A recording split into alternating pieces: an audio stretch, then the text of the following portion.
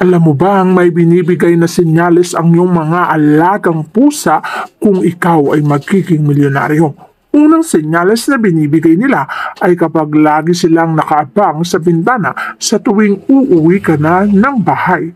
Kaya sila nakabang sa bintana mo sa tuwing uuwi ka ng bahay sapagkat mayroon silang nais ibahagi sa iyo na kaswertihan. At ang kaswertihan na binibigay at ipinapahiwatig nila sa iyo ay magbibigay ng magandang buhay.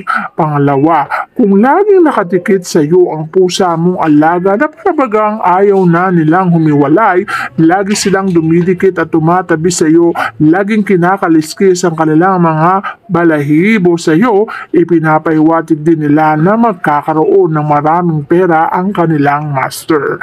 Pangatlong pahiwatig na merong mga swerteng dala ang magiging master nila ay kapag merong pusang nakaabang sa pintuan o sa iyong tahanan at nais nang magpaampon.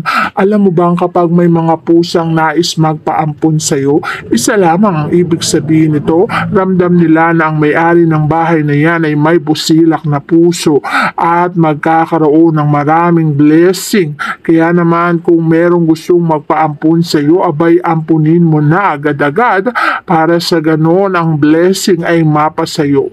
Huwag kang manghinayang kung maraming pusa ang nasa tahanan mo.